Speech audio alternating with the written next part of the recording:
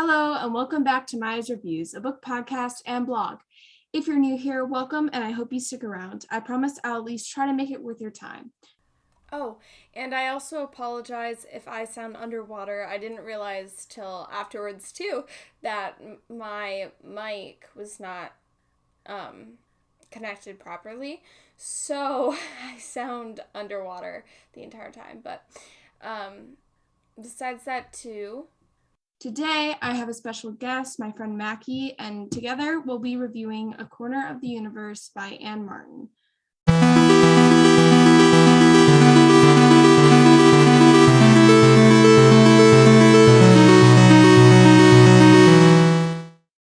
So basically, what would you say your rating overall for A Corner of the Universe was? I thought it was really good. I really liked it as a kid, and I definitely liked it more as I got older. Yeah, I remember reading it for the first time and it was really good. I mean, a few things kind of flew over my head, but I definitely think I'd rate it like 4 stars because like as you get older too, because it's written from a kid's perspective. So yeah, since I'm older now, I can relate less to it, but it's definitely a really, really good novel. I was definitely, when I was re-looking through it, there was a lot of things when I was younger that flew over my head that I didn't realize. Yeah. Like a couple scenes, and especially with the ending, like a lot of that flew over my head. It didn't process in my brain, I guess, what happened. But yeah. And I think my favorite character was either Layla or Adam. I mean, Adam's just like amazing, but Hattie honestly kind of annoyed me. I don't know why, but like as I was reading through it again, I was like, wow, okay. I didn't have that thing when I reread it. I didn't find that. I thought she was just a kid living in her kid world. Yeah. I think that's one of the things the novel does really well too, though, is that it's definitely you can tell it's from a kid's perspective. It's like realistic in that way. It's not like an adult trying to write as a kid and failing. It's definitely from a kid's perspective. Yeah, for sure. What was your favorite part of the novel? I kind of liked the first time she met Adam.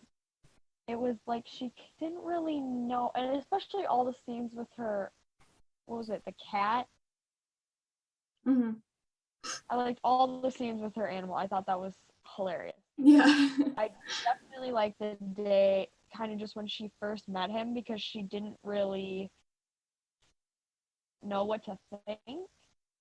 And I feel like her reaction is definitely like a child's reaction of like, hi, how's everybody doing? Da da da, like talking to Adam, hi Adam. And I feel like it definitely was, and the way they first meet each other in the ginger ale and the Shirley Temple is definitely very, very how a kid would react. And I definitely like the interaction between the two of them. Yeah, I definitely think that was one thing that the book definitely talked about a lot, is how Hattie is growing up.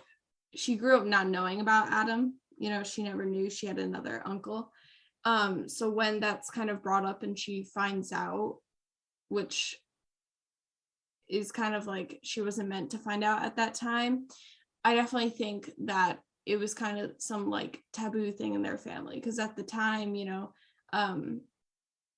it definitely seems like Adam's parents or Hattie's grandparents were ashamed of him, which is awful. But I definitely think it was nice to see from Hattie's perspective that while she didn't know really what to think of Adam, she knew that, we're family. He's my uncle and he's also my friend. I think that was really great. Yeah, I definitely agree with you on that for sure. Yeah, I think my favorite part of the novel was a lot of the carnival scenes. Because Hattie talks about, she doesn't really have that many friends, and her one friend that she does have always leaves during the summer, so she's always alone, and she'll just go walking through town. And I think that was really cool to see that she's meeting all these different people and widening her experiences. She's learning more about the world than she had previously during this one summer. And I think it was really cool how she interacted with Layla and got to be kind of this part of her life during the carnival. So Yeah, I definitely thought the carnival was fun, but I'm gonna go kind of back towards the beginning when they kind of meet everybody. That, I don't know, what do they call it? They have like a like, I don't want to call it a renter's house. You know what I'm like a boarding house, I think was. Yeah, a boarding Yeah. house. Let's talk about a boarding house and how she already knows everybody and knows their routines. That her life is like pinpointed, like the clocks in the old man's room go off at this time every day. She goes and she helps Cookie make food at this time every day. Like, everything is like down to the dot. And then Adam kind of comes in, and Adam does things on his own time, does his own stuff, and I feel like that really disrupts her life in a way that she didn't realize it would, because she didn't realize how structured her life actually was. Yeah, she has like a really strict schedule, and then Adam shows up, and yeah, that's definitely a good point, because I think too with this one summer, because if you think about it, for that much to happen in one summer to a little kid is a lot. And a lot of it's tragic too. It's not all going to the carnival and having fun. A lot of it's kind of upsetting for Hattie. But I think that disruption in her life was kind of needed, because she was able to kind of like learn more about herself and other people, become more accepting, I think. Because like as a kid, you don't hold prejudices against people, but her family definitely did. And I think it was kind of good for her to go out into the world and have those experiences rather than sit home and have her grandma tell her what is going on with the world. Yeah, I feel like she definitely gets to have her own perspective and kind of talks about it. And especially like in the beginning when she turns down going with her friend on vacation. Where she just she wants to stay at home. She wants the comfort of what always happens, to allow this disruption, to allow the new person. Isn't her name Angel? Is that her name? I think she's the person living in the boarding house, right? To have Angel be there more often, to be in the boarding house, to really change her lifestyle, and that she no longer just cooks with Cookie, but she has to interact with people. Now she has to talk to Adam, who's different than anybody she's ever met. Yeah. What did you think about the end of the novel? Because it's kind of just all of a sudden, like what happens with Adam. It's just, I feel like there wasn't that much leading up. Like you could tell at a certain point what had happened, but up until that point, it was kind of like you didn't expect it till it happened. Yeah, the ending really made me upset. Definitely.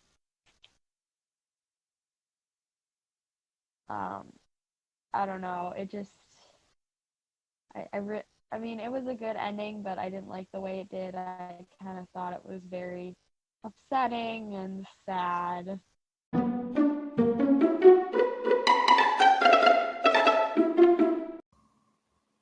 Interested in starting a podcast? I bet you haven't heard of Anchor, an app and site that makes it super easy to create your own. Not only is it free, but Anchor also allows you to make money from your podcast with no minimum listenership. Anchor distributes your podcast for you to Spotify, Apple Podcasts, and more platforms. Anchor has creation tools that allow you to record and edit your podcast right from your phone and computer. It's everything you need all in one place. Download the free Anchor app or go to anchor.fm to get started. That's ANCHOR.FM to get started today.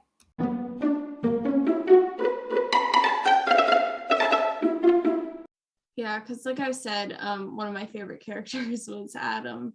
And so I remembered it from reading this novel the first time, but it was still, a few of the details were a little fuzzy for me.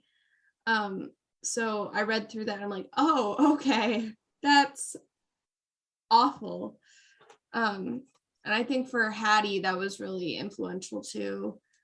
And even for her Nana and the rest of her family, I think they kind of realized that they took him for granted and kind of just shoved him aside. And, he was just pretty much in the reject pile for most of his life.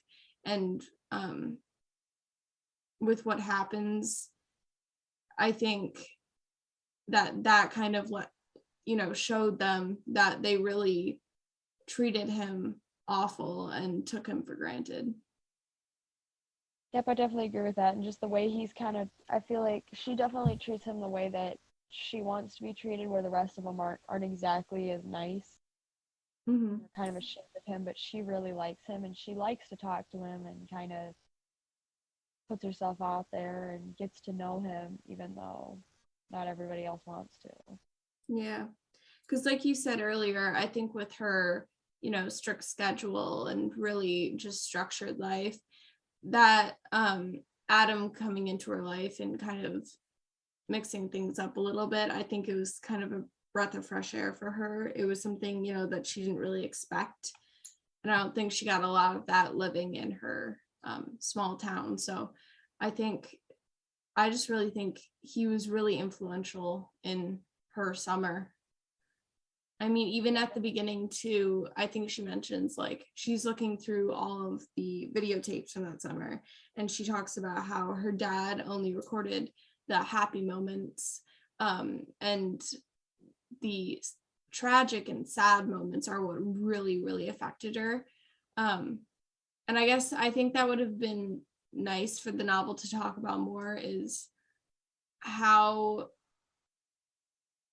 she grieved after Adam passed, because I feel like after that it's really just kind of her moving on. Like, you don't really get to see how she dealt with it in the first place. I mean, you get to see her interactions with other people who are grieving, but since she's a child, I guess we don't really get to see that.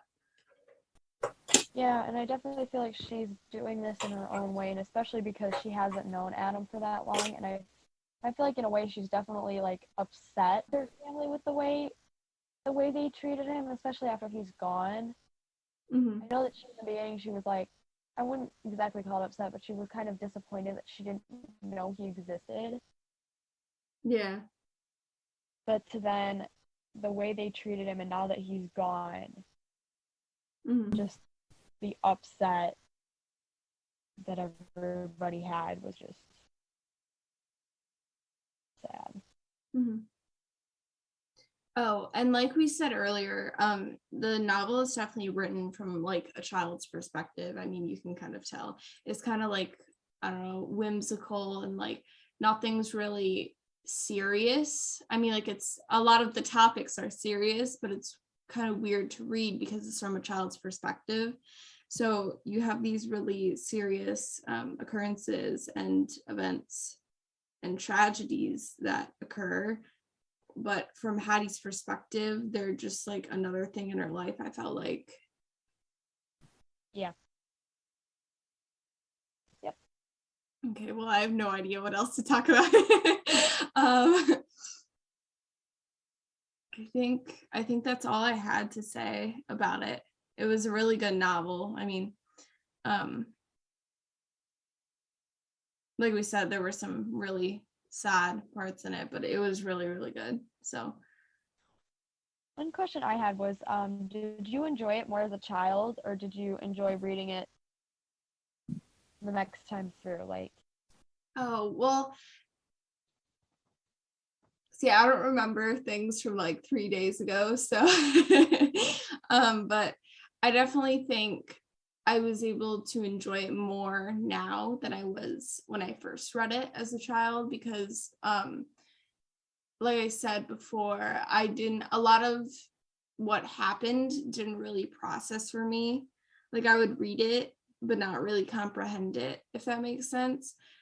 But I think now it has more weight than it did before, and I was able to enjoy it more and appreciate it for what it is, I guess. Really?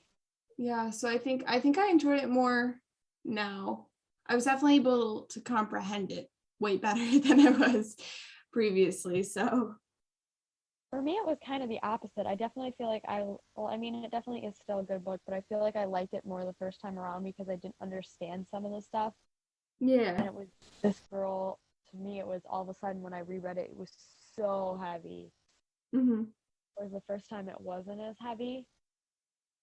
And just the way she dealt with him was kind of, oh, she dealt with him. But now that I read it now, I'm like, wow, that was a lot for her to handle as a kid. Yeah. To lie to her and for her especially to see her grandparents treat him that way. Yeah. Yeah.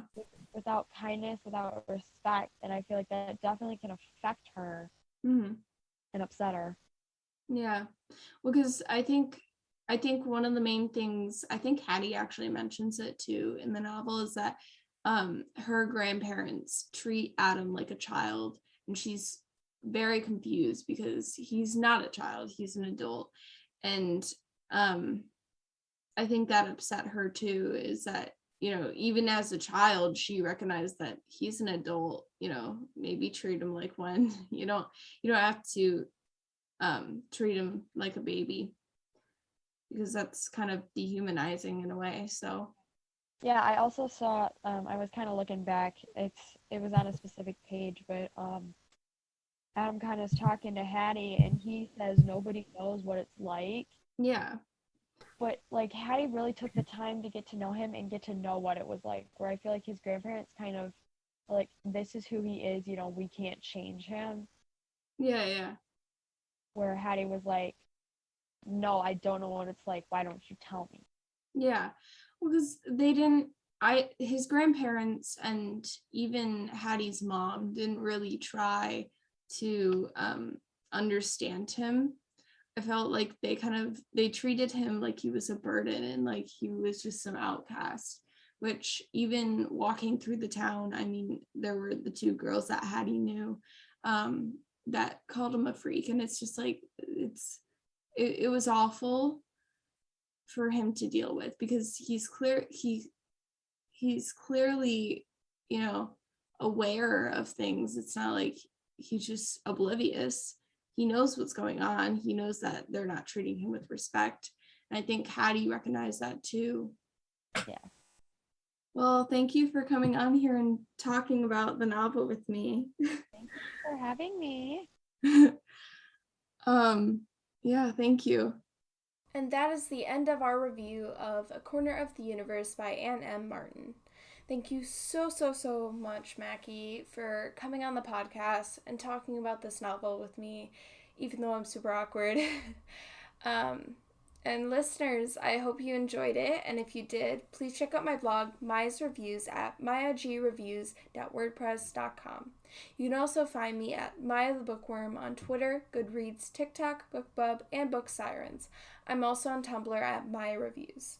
And just a reminder, if you want to be a part of the Q&A episode that's coming up soon, make sure you fill out the Google form or send in a voice message to have your voice featured in the episode, which those links are in the description. If you want me to review your book or even just want to reach out to me, you can email me at mayagbookreviews@gmail.com. I do ask that if you are reaching out in regards to a review request or anything of the sort, that you check out my review policy on my blog first and then email me. Thank you for listening and happy reading!